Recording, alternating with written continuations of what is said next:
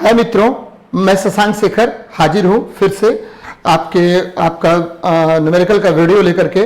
और इस सेक्शन में मैं 221 से 240 नंबर के प्रश्नों को हल करूंगा, हल बताऊंगा आप लोगों को। और ये प्रश्न बहुत बहुत लाभदायक हैं। आपको पता होनी चाहिए कि इसमें प्रीवियस ईयर का तो क्वेश्चन मैंने डाला ही है, साथ ही बहुत सारे प्रश्न नए भी डाले हैं, चैप्टर वाइज भी बहुत सारे प्रश्न डाले हैं। और अगर आप रेगुलर इस बुक को मेरे साथ फॉलो करेंगे तो न्यूमेरिकल में जितनी भी परेशानी आपकी है वो सारा दूर हो जाएगा और एग्जाम में आपको निश्चित रूप से सफलता मिलेगी।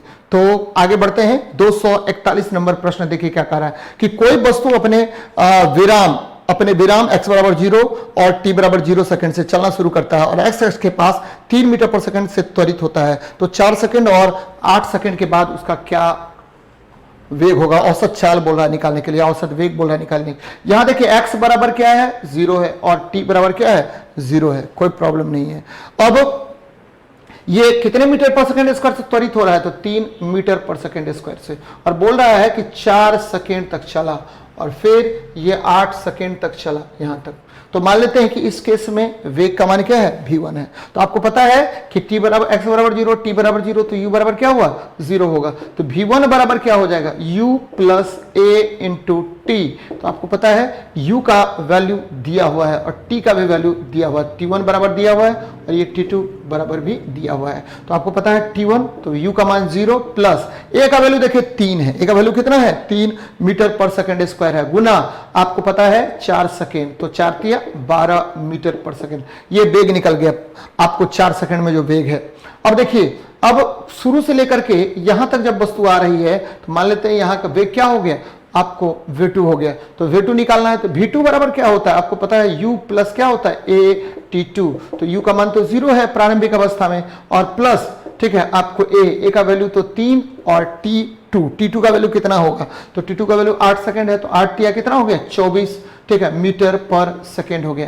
तो आपको पता है औसत वेग बराबर क्या होता है, तो औसत वेग बराबर होता है ठीक है v1 प्लस v2 बटा कितना 2। तो v1 प्लस v2 बटा क्या हो जाएगा 2, तो 12 प्लस 24 बटा क्या हो जाएगा 2, निकाल लीजिए 36 बटा 2 यानी कितना निकल जाएगा 18 मीटर पर सेकेंड निकल जाएगा। कितना मीटर पर सेकेंड निकल जाएगा 18 मीटर पर सेकेंड निकल जाएगा। ध्यान में रखना है कि औसत वेग बराबर होता है कुल वेग बटा समय, यानी v एवरेज बराबर v1 प्लस v2 बटा 2 होगा। और यह भी ध्यान में रखना है कि विस्थापन में परिवर्तन की दर को ही वेग कहा जाता है। चलिए आगे बढ़ते हैं, नेक्स्ट प्रश्न पर हम लोग बात करते हैं। देखिए क्या है 242 नंबर सवाल क्या कह रहा है कि यदि लंबाई L और त्रिज्या R वाले बेलनाकार तार, तो बेलनाकार तार के विषय में डिस्कस कर रहा है। तो बेलनाकार तार ले लेते हैं, जरा देखिए बेलनाकार तार क्या होता है। ये इस तरह का तार है, ये तार है बेलनाकार तार है, और जब ये इसकी त्रिज्या होगी ये क्या होगी इसका ये व्यास हो गया, और ये मध्य में अगर यहां से यहां तक की बात करें तो ये क्या हो गया त्रिज्या हो गया। और ये मान लेते हैं त्रिज्या कितना दिया हुआ है, त्रिज्या r दिया हुआ है, त्रिज्या कितना दिया हुआ r दिया हुआ है। चलिए तो बेलनाकार तार है, तो हम क्या कर रहे हैं, तो हमको निकालना है, क्या निकालना है सबसे पहले r बराबर आपको पता है प्रतिरोध r बराबर रो L अपॉन A, जहां रो जो है विशिष्ट प्रतिरोध है और L जो है ये क्या है लंबाई है और A क्षेत्रफल है। तो इसको हम और एक स्टेप बढ़ा लेते हैं, रो L बटा क्या हो गया पाई r स्क्वायर। तो एक नंबर इसको मान लेते हैं रो ठीक है r बराबर रो L upon pi r square, तो एक नंबर हो गया। अब क्या कह रहा है कि भाई अब जो नया प्रतिरोध है वह रो, अब देखिए लंबाई दोगुनी, तो लंबाई को दोगुना कर दीजिए 2 इंटू एल, और तो आपका जो उसका त्रिज्या है उसको 1/4 कर देते, चौथाई त्रिज्या, तो पाई बटा चौथाई त्रिज्या यानी r बटा 4 का होल स्क्वायर, चौथाई कर दिया गया है। चलिए निकालते हैं, ऊपर लेके चलिए, तो रो इंटू 12 अपॉन क्या हो जाएगा, तो 4 ऊपर चला गया बटे क्या हो गया 4 ऊपर गया तो 4 चौके कितना हो गया 16 ऊपर चला गया बटा पाई r स्क्वायर, सबको बाहर लिख लीजिए 32, 16 दूनी कितना हो गया 32 रो L upon pi r square. यही देखिए यही क्या है आपका प्रतिरोध R है, ये क्या है प्रतिरोध R है। तो भाई जी ये हो जाएगा 32R, कितना R हो जाएगा 32R, तो R1 बराबर 32 इंटू R हो जाएगा, R1 बराबर 32 इंटू क्या हो जाएगा R हो जाएगा। तो नया प्रतिरोध जो है पहले प्रतिरोध का 32 गुना हो जाता है यदि त्रिज्या को 1/4 और लंबाई को दुगुनी कर दिया जाए। चलिए हम लोग आगे बढ़ते हैं, नेक्स्ट प्रश्न पर बात करते हैं। ध्यान में ये रखना है कि प्रतिरोध जो है लंबाई का समानुपाती और क्षेत्रफल का व्युत्क्रमानुपाती होता है। चलिए आगे बढ़ते हैं, नेक्स्ट बात करते हैं हम लोग। आपको 243 नंबर सवाल, 0 डिग्री सेल्सियस पर पानी का घनत्व अधिकतम होता है। आपको पता है कि 4 डिग्री सेल्सियस पर पानी का घनत्व अधिकतम होता है, जल का घनत्व 4 डिग्री सेल्सियस पर मैक्सिमम होता है, अधिकतम होता है। इसको ध्यान आपको रखना चाहिए। कितना डिग्री सेल्सियस पर? 4 डिग्री सेल्सियस पर जल का घनत्व महत्तम होता है। एकदम ध्यान में रखिएगा, जल का घनत्व क्या होता है? महत्तम होता है, महत्तम होता है। और यह भी ध्यान में आपको रखना है कि देखिए जल का घनत्व जो है वह, ठीक है, 4 डिग्री सेल्सियस पर घनत्व क्या होगा? महत्तम होगा 4 डिग्री सेल्सियस पर। और यहां पर जो है आपका आयतन घट जाएगा, लेकिन ठीक है घनत्व क्या होगा? महत्तम होगा। जब 0 डिग्री सेल्सियस से 4 डिग्री सेल्सियस पर आएंगे तो आयतन का मान घटता है, घनत्व का मान क्या होता है? बढ़ता है। लेकिन जब हम लोग 4 डिग्री सेल्सियस से 0 डिग्री सेल्सियस पर जाएंगे तो आयतन का मान बढ़ता है और घनत्व का मान क्या होता है? घटता है। तो ये बातें ध्यान में रखनी चाहिए। तो जल का घनत्व कितना डिग्री सेल्सियस पर महत्तम होता है? 4 डिग्री सेल्सियस। जल क्या है? जल जो है वह H2O है। और जल जो है वो क्या होता है? जल आपको H2O होता है। और जब हम हाइड्रोजन को ऑक्सीजन में जलाते हैं तो जल का निर्माण होता है। और जल के बहुत सारे रूप होते हैं। जल से बर्फ भी बनता है, जल वाष्प के रूप में भी पाया जाता है, और ठीक है द्रव के रूप में भी पाया जाता है। यानी जल तीनों अवस्थाओं में पाया जाता है, ध्यान में रखिएगा। चलिए नेक्स्ट प्रश्न पर बात करते हैं। कह रहा है कि 100 ओम वाले 4 प्रतिरोधकों को समांतर क्रम में जोड़ा जाता है। इस संयोजन को 100 वोल्ट आपूर्ति से जोड़ा जाता है। तो प्रत्येक प्रतिरोधक में शक्ति अपव्यय ज्ञात करें। शक्ति अपव्यय बोल रहा है ज्ञात करने के लिए। तो यानी आपका शक्ति अपव्यय कितना होगा? चलिए हम लोग बात करते हैं कि कितना प्रतिरोधक है। सबसे पहले देखिए क्या आपको कितना आपको दिया हुआ है। तो दिया हुआ है कितना कि 100 ओम वाले 4 प्रतिरोधकों को समानांतर क्रम में जोड़ा जाता है। कितने ओम प्रतिरोधकों को जोड़ा जाता है समानांतर क्रम में? तो 100 ओम प्रतिरोधकों को। प्रत्येक प्रतिरोधक में शक्ति आपको 6 ज्ञात करना है, कोई दिक्कत नहीं है, ध्यान दीजिएगा जरा। तो हम क्या कर रहे हैं कि आपको यदि हम निकालें इसमें तो आपको पता है कि शक्ति 6 बराबर क्या होता है। तो शक्ति 6, ध्यान दीजिएगा मेरी बात को, शक्ति 6 निकालना है। तो शक्ति 6 बराबर क्या होगा? यानी पावर लॉस, ध्यान दीजिएगा, पावर लॉस बराबर LOSS। पावर लॉस बराबर क्या होता है कि कुल आपको जितना भी प्रत्येक प्रतिरोधक में जितना प्रत्येक प्रतिरोधक का बोल रहा है निकालने के लिए, संयोजन है लेकिन आपको क्या निकालना है? प्रत्येक प्रतिरोधक का। शक्ति 6 प्रत्येक प्रतिरोधक में, ध्यान दीजिएगा जरा, प्रत्येक प्रतिरोधक में, क्योंकि आपको पता है कि समानांतर क्रम में विभवांतर क्या होता है? आपका समान होगा। तो यहां क्या होगा? विभव का वर्ग या विभवांतर का वर्ग, ध्यान दीजिएगा, विभवांतर का वर्ग अब बटे प्रतिरोध, ठीक है, प्रतिरोध, जितना प्रतिरोध का मान है, पर्टिकुलरली प्रतिरोध का हमको मेजर करना है। तो प्रतिरोध का मान जितना है, क्योंकि आपको पता है समानांतर क्रम में सभी जितने भी प्रतिरोधक होते हैं सबका विभव क्या होता है? समान होता है। क्योंकि ये देखिए अगर हम यहां पर फिगर बनाए तो ये एक हो गया, ये क्या हो गया? दूसरा हो गया, ये तीसरा हो गया, और ये चौथा, ये क्या हो गया? चौथा आपको हो गया। तो सारा जितना भी आपको सिस्टम है सबका प्रतिरोधक क्या है? बराबर है। यहां देखिए सबका प्रतिरोधक क्या है? बराबर है।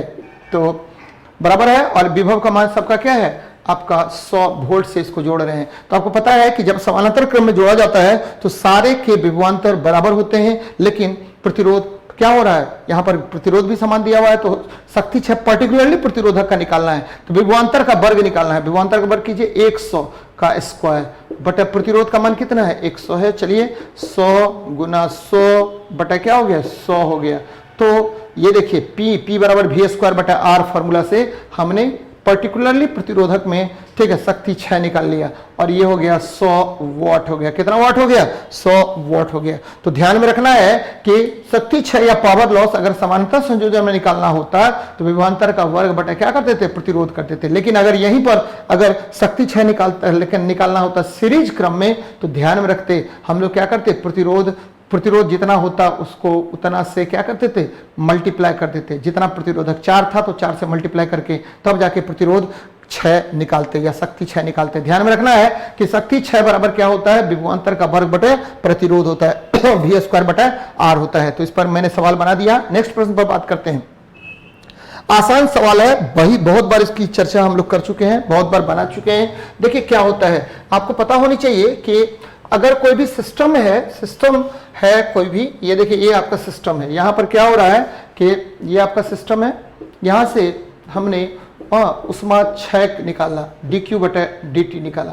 तो dq बाई dt जो है इसके क्षेत्रफल का समानुपाती और ये जो लंबाई है इसका व्युत्क्रमानुपाती और तापांतर का क्या होता है? समानुपाती होता है। तीनों को मिला लेते हैं। dq बटे dt बराबर हो जाएगा a डेल्टा टी, पहले k कर लीजिए, k a डेल्टा टी बटा क्या? x। अब मैं कई बार बता चुका हूं कि यहां पर k जो है उष्मा चालकता है। क्या k क्या है? उष्मा चालकता है। तो उष्मा 6 की दर निकाल लीजिए। अब देखिए क्या निकालेंगे, हम निकालेंगे कि dq बाई dt निकालना है आपको, बराबर क्या हो जाएगा? तो dq बाई dt तो 0.81 दिया हुआ आपको उष्मा चालकता, 0.81, तो 81.81 कर लेते हैं। अब देखिए ठीक है, आपका जो क्षेत्रफल है वो कितना दिया हुआ है? तो 10 मोटी कंक्रीट प्रति वर्ग मीटर, तो 1 दिया हुआ है प्रति वर्ग मीटर। क्षेत्रफल दिया हुआ है 1 वर्ग मीटर दिया हुआ, तो 1 हो गया। और तापांतर देखिए 25 में से 5 को घटा दीजिए 20, अब बटे, ठीक है, आपका जो लंबाई है वो लंबाई कितना दिया हुआ है? तो 15 सेंटीमीटर। तो 15 को क्या कर लेते हैं हम? सेंटीमीटर को मीटर में बदलते हैं, 10⁻⁻² कर लीजिए। अब देखिए भाई, तो यहां से उड़ाएंगे तो यहां क्या आ जाएगा? 100 आ जाएगा।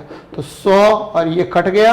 अब देखिए 5 तिया 15 और 5 तिया 15, 5 चौके 20 और 3 27 कितना होता है? 21 होता है, 81 होता है। तो अब गुना कर दिए, 7 चौके 28 का 8, हाथ में कितना बचा? 2 और 2 दूनी 4, 2 7 चौक 4 7 28 का 8, हाथ में कितना बचा? 2 और 4 दूनी 8, 2 10, 1080 जूल पर सेकेंड। 10 बोलते 108 जूल पर सेकेंड हो गया, यानी 108 जूल पर सेकेंड निकल जाएगा आपको वैल्यू उष्मा 6 की दर। तो बात आपको एकदम ध्यान में रखना है कि उष्मा 6 की दर जो होती है वह क्षेत्रफल का समानुपाती आपको, ठीक है, जो उसकी लंबाई होती है उसका व्युत्क्रमानुपाती और तापांतर का समानुपाती होता है, उसके आधार पर निकालेंगे।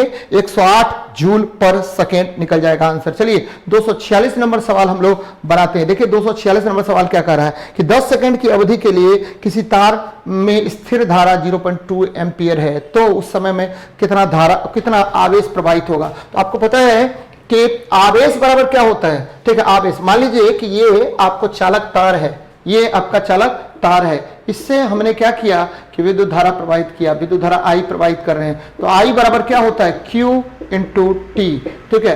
तो I बराबर होता है Q बाय टी, तो हमको Q निकालना है। Q बराबर क्या होगा? I into T. ध्यान दीजिए I बराबर क्या होता है? Q बाय टी, तो Q बराबर क्या होगा? I into T. अब देखिए आपका एम्पियर दिया हुआ है तो 0.2 दिया हुआ है, सेकेंड कितना है? 10 सेकेंड हो गया, तो इसको गुना कर देंगे तो 2 एम्पियर 2 कूलम्ब आवेश होगा। कितना कूलम्ब आवेश होगा? 2 कूलम्ब आवेश होगा, 2.0 यानी 2 कूलम्ब आवेश होगा। ध्यान में रखना है कि आवेश के प्रवाह की दर को विद्युत धारा कहते हैं और विद्युत धारा का असाई मात्रक क्या होता है? आपको विद्युत धारा का असाई मात्रक एम्पियर होता है। और विद्युत धारा को मापने के लिए हम एक प्रकार के यंत्र का प्रयोग करते हैं जिसे एमीटर कहा जाता है। क्या कहा जाता है? एमीटर कहा जाता है। एमीटर को जो परिपथ में जोड़ा जाता है वो श्रेणीबद्ध क्रम में जोड़ा जाता है, श्रृंखलाबद्ध क्रम में जोड़ा जाता है। और यदि परिपथ में आपको विद्युत धारा का पता लगाना है तो उसके लिए हम लोग गैल्वेनोमीटर का प्रयोग करते हैं। चलिए आगे बढ़ते हैं। 247 नंबर सवाल देखते हैं क्या कर रहा है। यदि किसी वस्तु का द्रव्यमान पृथ्वी पर 100 केजी है तो चंद्रमा पर क्या होगा? तो यहां देखिए द्रव्यमान के विषय में बात कर रहा है कि यदि किसी वस्तु का द्रव्यमान पृथ्वी पर, ठीक है, 100 केजी होगा, तो भाई भार के विषय में कह रहा है? नहीं कह रहा है। तो आपका द्रव्यमान कभी भी बदलता नहीं है, भार बदलता है। यदि किसी वस्तु का द्रव्यमान जो है पृथ्वी के तल पर 100 केजी है तो ध्यान में रखना है कि उसका कहीं भी जो है द्रव्यमान हर जगह क्या होगा, समान ही रहेगा। एकदम ध्यान में रखिएगा, द्रव्यमान कभी भी बदलता नहीं है, हर जगह उसका द्रव्यमान समान ही रहेगा, चाहे वो कहीं भी ले जाएं। तो अगर किसी वस्तु का द्रव्यमान पृथ्वी के तल पर 100 केजी है तो उसका चंद्रमा पर भी 100 केजी ही द्रव्यमान होगा। चलिए आगे बढ़ते हैं। नेक्स्ट अभी डील कर रहे हैं हम लोग 248 नंबर सवाल। यदि किसी ऐसे ग्रह पर विचार करें जिसका द्रव्यमान और त्रिज्या दोनों तो पृथ्वी का आधा हो, यदि पृथ्वी पर W द्रव्यमान वाले किसी वस्तु का द्रव्यमान, वहां पर क्या होगा, द्रव्यमान नहीं, यहां भार के विषय में चर्चा कर रहे हैं कि भार निकालना है। तो आपको ध्यान में रखना है कि इसमें भार निकालना है। W जैसे ही आए तो वेट के विषय में चर्चा कर रहा है, तो वेट कह रहा है। तो देखिए वेट क्या होता है, वेट बराबर क्या होता है, आपको पता होना चाहिए कि वेट W बराबर होता है M इंटू और G होता है। वेट W बराबर क्या होगा, mg। और आपको यह भी पता होनी चाहिए कि G बराबर होता है Gm upon R square. Put कर देते हैं इस फॉर्मूले में, तो क्या हो जाएगा, Gm बटे R स्क्वायर। तो द्रव्यमान और त्रिज्या, क्योंकि द्रव्यमान और त्रिज्या के विषय में चर्चा कर रहा है तो निकालना है, तो m ले लीजिए, m तो कभी चेंज होगा नहीं, G चेंज हो जाएगा, तो Gm बटे R स्क्वायर ये हो गया। अब Gm m अपॉन क्या हो गया, R स्क्वायर, ये बड़ा वाला m है बटे R स्क्वायर, ये एक नंबर मान लेते हैं, ठीक है। अब कह रहा है कि भाई जी कि ऐसे ग्रह पर विचार कीजिए जिसका द्रव्यमान R और त्रिज्या दोनों पृथ्वी का आधा है। ये पृथ्वी पर बात कर रहे हैं, कहां पर बात कर रहे हैं, पृथ्वी पर। अब कह रहा है कि W1 जो है वह क्या होगा, तो ये फॉर्मूला देखिए, G m तो m ही रहेगा, छोटका m है, और बोला कि ग्रह का जो द्रव्यमान है वो पहले के द्रव्यमान का क्या हो जाता है, आधा हो जाता है। तो पहले के द्रव्यमान का आधा कर लेते हैं, पृथ्वी के द्रव्यमान का आधा कर लेते हैं, और त्रिज्या भी आधी हो जाती है, तो त्रिज्या को भी आधा कर लीजिए भाई, क्या दिक्कत है, आधा कर लिए, ठीक है। चलिए ऊपर लेके जाइए, Gm m R/2 का क्या होगा, होल स्क्वायर कर दीजिए, तो Gm ऊपर चला गया 4, अब बटन नीचे चला, क्या आ गया, तो 4 चला गया नीचे, 2 इंटू R स्क्वायर, तो ये 2 दूनी 4 काट दीजिए, ठीक है, बाहर निकालिए, 2 Gm अपॉन क्या हो गया, R स्क्वायर, 2 Gm अपॉन क्या हो गया, R स्क्वायर हो गया, ठीक है। तो ध्यान में रखना है कि 2 Gm अपॉन क्या हो गया, R स्क्वायर हो गया, और इसी को हमने क्या कहा था, W कहा था। तो देखिए क्या हो जाएगा, 2 इंटू W, यानी आपको यदि किसी ग्रह का द्रव्यमान आधा हो जाए और उसकी त्रिज्या भी आधी हो जाए तो उस ग्रह पर जो, यदि किसी वस्तु का भार पृथ्वी पर W है तो उस ग्रह पर भार जो है 2W हो जाएगा। कितना W हो जाएगा, 2W हो जाएगा। तो शायद समझ में आ गया होगा आपको कि कितना गुना हो जाएगा, 2 गुना हो जाएगा। तो आंसर कितना हो जाएगा, 248 का ए नंबर आंसर होगा। एकदम आसान सवाल है, याद रखना है कि W बराबर mg और G का वैल्यू मैंने पुट कर दिया Gm बटा R स्क्वायर, और ये W निकाल लिया। इसके बाद मैंने क्या किया कि द्रव्यमान को आधा कर दिया है और त्रिज्या को भी आधा कर दिया है और सॉल्व आउट कर लिया। तो आसान है सवाल, ध्यान में रखना है आपको। चलिए आगे बढ़ते हैं, नेक्स्ट सवाल पे बात करते हैं हम लोग। 2 मिनट तक किसी बिजली के बल्ब के तंतु द्वारा 2 एम्पियर की धारा प्रवाहित होती है, तो विद्युत प्रवाह की मात्रा या करंट की मात्रा कितना होगा। तो यहां आवेश के विषय में चर्चा कर रहा है। करंट की मात्रा मतलब क्या हुआ, करंट की मात्रा यानी आवेश निकालने के लिए चर्चा कर रहा है, आवेश निकालना है आपको। तो करंट की मात्रा या आवेश बराबर होता है विद्युत धारा गुना समय। ध्यान दीजिएगा, करंट की मात्रा या इसी को बोलते हैं क्या, आवेश, या आवेश हो गया या Q हम बोलते हैं, और बराबर होता है विद्युत धारा गुना समय। विद्युत धारा गुना समय, देखिए विद्युत धारा गुना समय होता है, और ध्यान में रखना है कि विद्युत धारा गुना क्या हुआ, समय। तो विद्युत धारा यानी I और समय क्या हो गया, डेल्टा T यानी T हो गया। तो I का मान कितना है भाई जी, तो I का मान है 2 एम्पियर, और समय कितना है 2 मिनट। तो 2 मिनट को क्या बदल देते हैं, सेकंड में, तो 2 मिनट कर लीजिए। 1 मिनट में कितना सेकंड होता है, 1 मिनट में 60 सेकंड होता है, 60 सेकंड होता है। तो यहां देख लीजिए 60 सेकंड पुट कर लीजिए, तो 2 गुना कितना, 60 दूनी 120 दूनी 240 कूलम्ब हो गए। तो आवेश जो होता है, आवेश का मान क्या होगा, 240 कूलम्ब हो जाएगा। तो ध्यान में ये रखना है कि आवेश के प्रवाह की दर को विद्युत धारा कहते हैं। आवेश के प्रवाह की दर को क्या कहते हैं, विद्युत धारा, और विद्युत धारा गुना समय बराबर क्या होता है, आवेश होता है। तो शायद ये प्रश्न समझ में आ गया होगा। चलिए आगे बढ़ते हैं। नेक्स्ट 250 नंबर सवाल पर बात करते हैं। 40 केजी वजन वाली कोई लकड़ी किसी रस्सी पर 16 सेकंड में 6 मीटर ऊंचाई तक चढ़ जाती है, तो लकड़ी द्वारा शक्ति कितना होगा? तो आपको पता है कि लकड़ी को रस्सी के द्वारा हम खींच रहे हैं ऊपर की ओर, तो आपको ये पता होनी चाहिए। देखिए ये लकड़ी है, सवाल को समझिए पहले। ये लकड़ी है, लकड़ी को हम खींच रहे हैं और ये लकड़ी खिंचा रहा है जी। कितने से खिंचा रहा है? ये 40 केजी है और ये 6 मीटर ऊपर चढ़ रहा है। कितना मीटर? 6 मीटर। 40 केजी है, ध्यान दीजिएगा, 40 केजी लकड़ी है और कितना मीटर ऊपर खिंचा रहा है भाई? तो 6 मीटर ऊपर खिंचा रहा है। कितना सेकंड में? तो 16 सेकंड में खिंचा रहा है। तो पावर बराबर क्या हो जाएगा? पोटेंशियल एनर्जी बटा टाइम, या mgh। पोटेंशियल एनर्जी मतलब क्या हुआ? अस्थितिज ऊर्जा बटा समय होगा। अस्थितिज ऊर्जा बटा क्या करेंगे? समय करेंगे। अस्थितिज ऊर्जा बटा समय। तो आपको पता है पोटेंशियल एनर्जी कितना होता है, अस्थितिज ऊर्जा कितना होगा? तो अस्थितिज ऊर्जा होगा m इंटू जी इंटू एच अपॉन टी। तो m का वैल्यू देखिए कितना है, तो 40 केजी है भाई जी, कोई प्रॉब्लम नहीं। जी का मान बोल रहा है 10 लीजिए आप, और h का मान बोल रहा है कितना? 6 मीटर, और टाइम का मान बोल रहा है कितना? तो 16 सेकेंड। क्या है भाई, कोई दिक्कत नहीं है। तो क्या करेंगे आसानी से, 10 4 10 40, 4 चौके 16, ठीक है, 2 दूनी 4 और 2 तिया 6, 2 पंच 10, 10 50 50 कितना हो गया? 150 वॉट हो जाएगा। कितना वॉट हो जाएगा? 150 वॉट हो जाएगा। देखिए कौन सा आंसर होगा, तो बी नंबर ऑप्शन आपका आंसर हो जाएगा। तो 250 का क्या आंसर होगा? बी नंबर आंसर होगा। चलिए आगे बढ़ते हैं।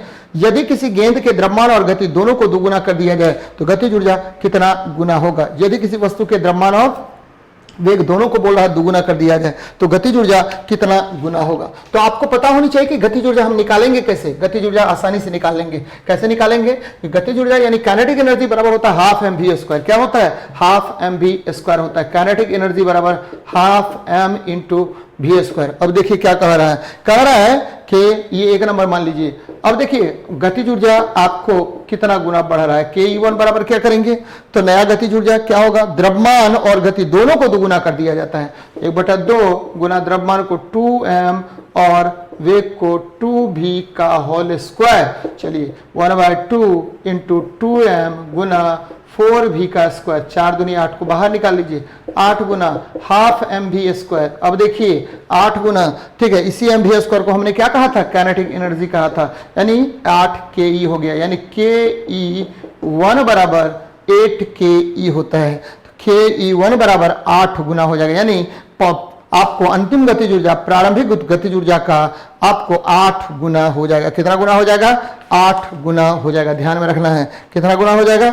8 गुना हो जाएगा। चलिए आगे बढ़ते हैं। नेक्स्ट बात करते हैं 252 नंबर। ये कोई कार विराम में नियत तुरंत 3 मीटर पर सेकंड स्क्वायर से चलना शुरू करता है। 10 सेकेंड में इस कार द्वारा तय की गई दूरी ज्ञात करें। तो आसान सवाल है। तो ये वस्तु जो है गति करना प्रारंभ करता है। ध्यान दीजिएगा जरा, कह रहा है कि आपका जो कार है वह गति कर रहा है। कार क्या कर रहा है? गति कर रहा है। कैसे गति कर रहा है जी? तो ये गति कर रहा है आपको ये विराम से कर रहा है गति, u बराबर 0। कितना सेकंड में बोल रहा है? तो 10 सेकंड में बोल रहा है। कोई प्रॉब्लम नहीं, 10 सेकंड में।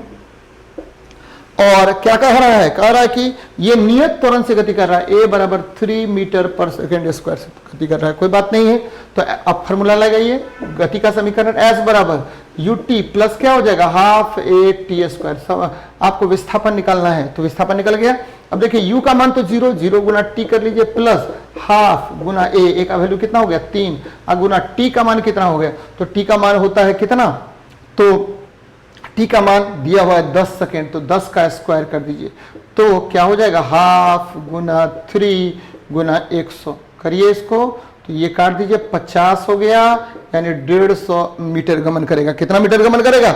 150 मीटर ये दूरी तय करेगा। तो आंसर क्या हो जाएगा? ए नंबर आंसर होगा। चलिए आगे बढ़ते हैं। नेक्स्ट बात करते हैं 253 नंबर सवाल पर बात करते हैं। देखिए क्या है, 5 सेंटीमीटर मोटी, इतना क्षेत्रफल। तो वही सवाल आ गया, उष्मा चालकता का सवाल है। तो उष्मा चालकता आपको मैंने कई बार बताया है कि देखिए उष्मा चालकता क्या होगा? तो dq बटा dt, ठीक है, dq बटा dt मैंने बताया आपको, dq बटा dt बराबर होता है k into a into delta T बटा क्या हो जाएगा? x हो जाएगा। ध्यान दीजिएगा, k into a into delta T बटा क्या हो जाएगा? x हो जाएगा। अब देखिए निकाल लेते हैं। आपको k का मान दिया हुआ है। k का मान भाई कितना है?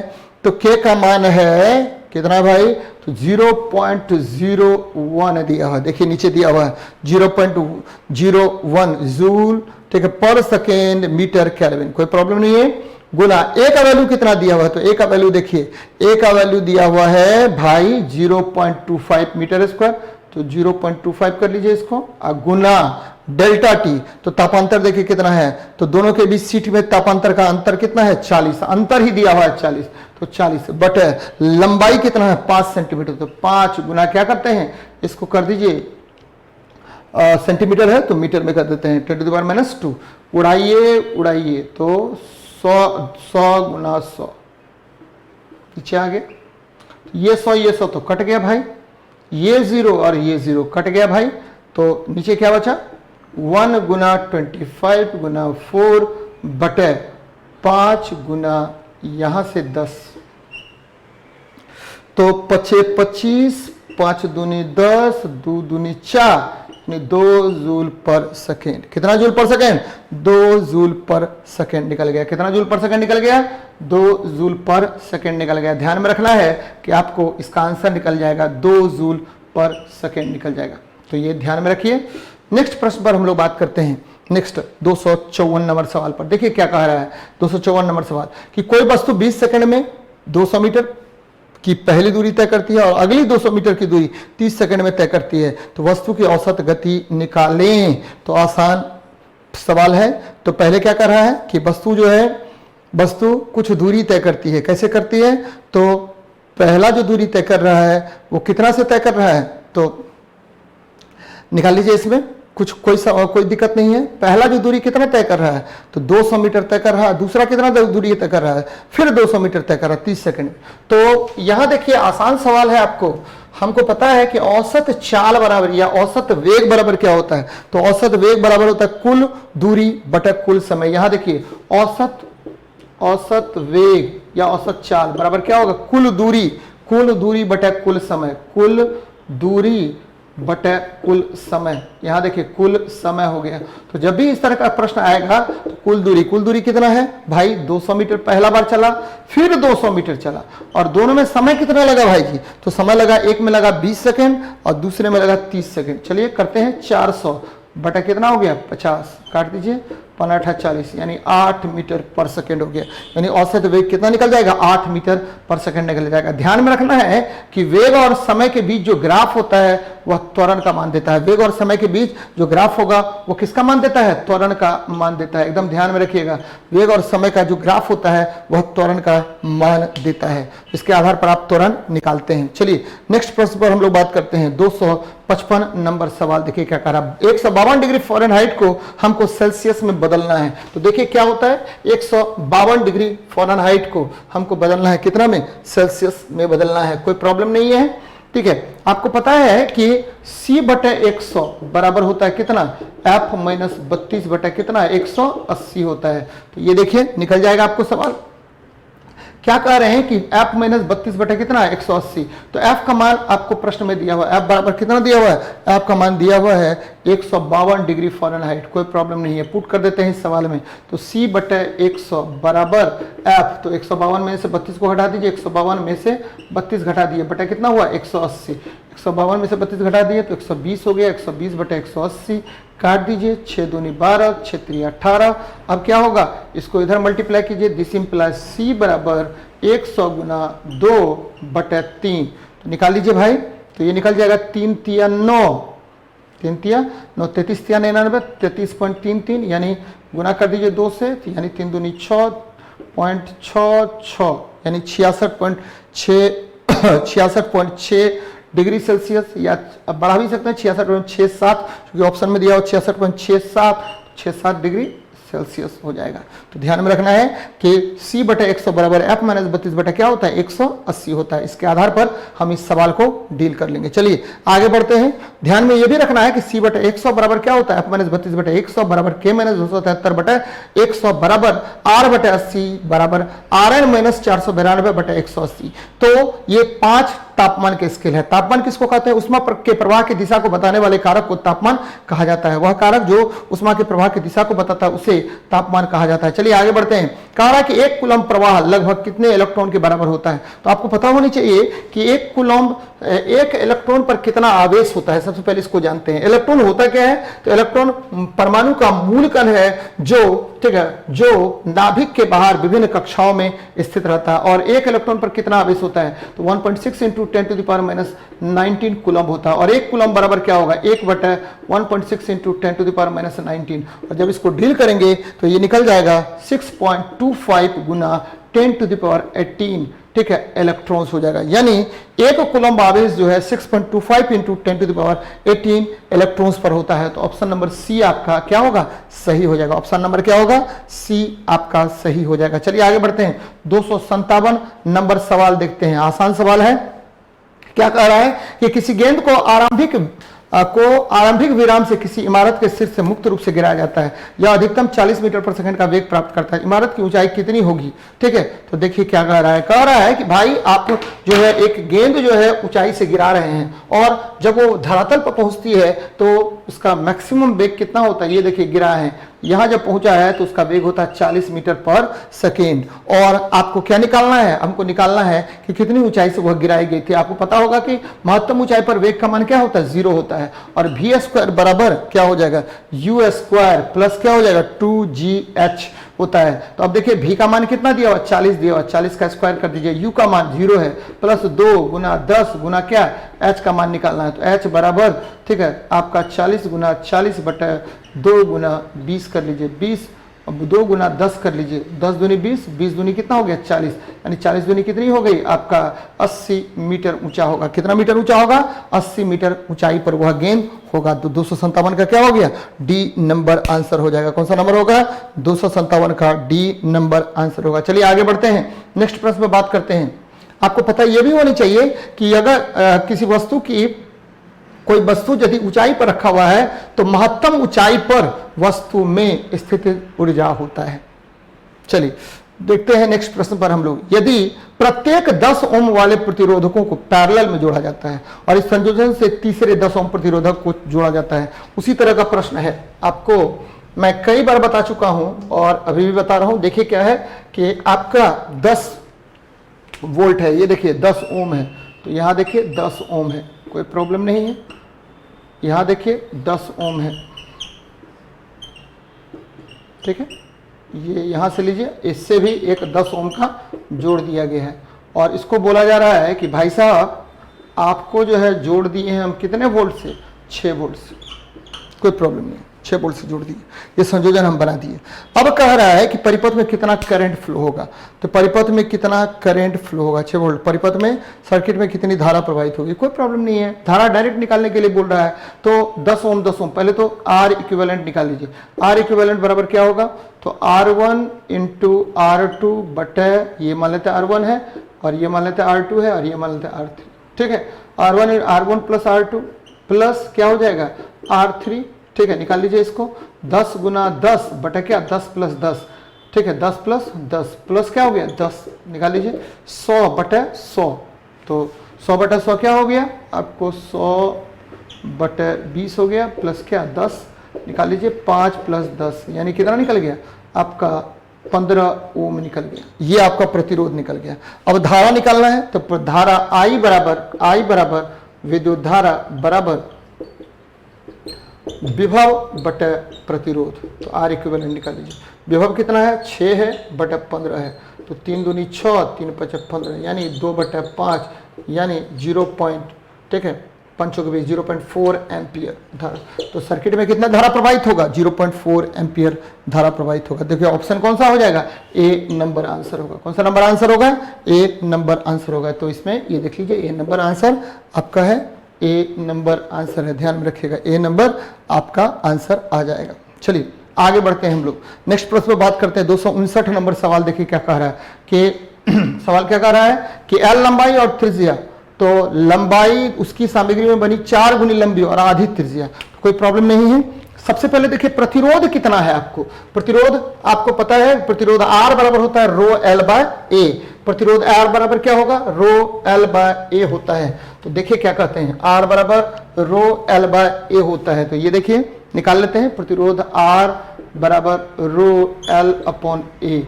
इसको एक स्टेप और बढ़ाते हैं, रो L बटे पाई R स्क्वायर। कोई प्रॉब्लम नहीं है, इसको एक नंबर मान लीजिए। अब देखिए R1 बराबर नया प्रतिरोध बराबर क्या होगा, तो रो ही है, ठीक है, L तो L ही है। तो लंबाई को बोल रहा है कितना गुना, तो लंबाई 4 गुना, तो 4 गुना 4L।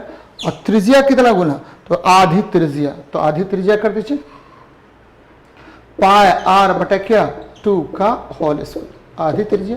तो 4 को बाहर रखिए, रो L ऊपर में क्या करेंगे 4 गुना कर देते हैं बटे, ठीक है, पाई R स्क्वायर बाहर निकालिए, 16 गुना 4 चौके 16, तो रो L बटे क्या पाई R स्क्वायर। और ये पाई R स्क्वायर बराबर क्या है, प्रतिरोध है, तो 16R हो, यानी R1 बराबर कितना हो गया 16R। R1 बराबर कितना 16R। तो ऑप्शन में देखिए है, ऑप्शन में है सी नंबर ऑप्शन है, ये देखिए सी नंबर ऑप्शन है, तो 16R है। चलिए तो नेक्स्ट प्रश्न पर हम लोग बात करते हैं 260 नंबर प्रश्न पर। क्या कह रहा है 260 नंबर प्रश्न, किसी बंद भरे हुए तीर के शीर्ष लंबाई और ऊंचाई का अनुपात कितना होगा। बंद भरे हुए शीर्ष के लंबाई और त्रिज्या का अनुपात कितना होगा, शीर्ष की लंबाई और ऊंचाई, शीर्ष की लंबाई और ऊंचाई का अनुपात क्या होगा। पहले तीर बनाते हैं, ये देखिए बंद भरे हुए तीर का बात कर रहा है। तो आपको पता होगा कि ये ड्राइंग का, इंजीनियरिंग ड्राइंग का ये प्रश्न है, और इंजीनियरिंग ड्राइंग में आपको बहुत सारे प्रश्न पूछे गए थे पिछले बार, तो उसी प्रश्न को हम लोग डील कर रहे हैं। ये देखिए बंद भरे हुए, तो बंद भरा हुआ तीर है, ये तीर है भरा हुआ, बंद भरा हुआ तीर है। यहाँ देखिए बंद भरे हुए तीर की लंबाई और चौड़ाई का अनुपात क्या होता है। तो ध्यान में रखना है कि ये जो चौड़ाई है, ये जो चौड़ाई है आपको यहाँ से यहाँ का जो चौड़ाई होगा उसका अनुपात जो होता है, ये बंद भरे हुए, इसको और बढ़ा रहे हैं, ध्यान दीजिएगा जरा, ये और बढ़ा रहे हैं, भरा हुआ है, आपको तीर क्या है पूरा भरा हुआ है। अब देखिए ये जो यहाँ से यहाँ तक का है ये लंबाई है, ठीक है, ये 3 मिलीमीटर होता है, ध्यान में रखिएगा कितना मिलीमीटर होगा, 3 मिलीमीटर होगा। और ये जो चौड़ाई है, ये मित्रों ये जो चौड़ाई है आपको ये 1 मिलीमीटर होता है। तो जब भी इसके लंबाई और चौड़ाई का अनुपात हम लोग निकालेंगे, तो लंबाई और चौड़ाई निकाल लीजिए, L अनुपात B बराबर क्या हो जाएगा 3/1, यानी 3 मिलीमीटर बटा क्या हो गया 1 मिलीमीटर हो गया, तो क्या हो जाएगा 3:1 हो जाएगा। तो ठीक है, बंद भरे हुए तीर के लंबाई और चौड़ाई का अनुपात 3:1 होता है। लंबाई और चौड़ाई का अनुपात क्या होगा 3:1 होगा। तो फिर देखिए क्या कौन सा आंसर हो जाएगा, तो आपको सी नंबर आंसर होगा। कौन सा नंबर आंसर होगा, सी नंबर आंसर होगा। तो लंबाई और चौड़ाई का अनुपात कितना होता है 3:1 होता है। तो मित्रों ये जनरली क्या होता है कि डायमेंशन लाइन जब भी होता है, डायमेंशन लाइन को बताने के लिए इसका प्रयोग हम लोग करते हैं। और डायमेंशन लाइन में क्या होता है कि हम लोग दोनों तरफ जो है तीर बनाते हैं, और उसी तीर के लंबाई और चौड़ाई का अनुपात जो होता है वो 3:1 होता है। मित्रों तो ये सेट आपका खत्म हो गया। 260 नंबर तक के प्रश्नों को मैंने कराया। आप लोग खुद से भी मेहनत कीजिए, बनाइए और कमेंट के जरिए मुझे बताइए। ढेर सारा आप लोगों का धन्यवाद। और ठीक है, इतना समर्थन देने के लिए मित्रों, जितना ज़्यादा आपका समर्थन मिलेगा उतना ही अच्छे तरीके से मैं और भी अच्छे तरीके से मैं बताऊंगा। मिलते हैं नेक्स्ट वीडियो में। जय हिंद, जय भारत।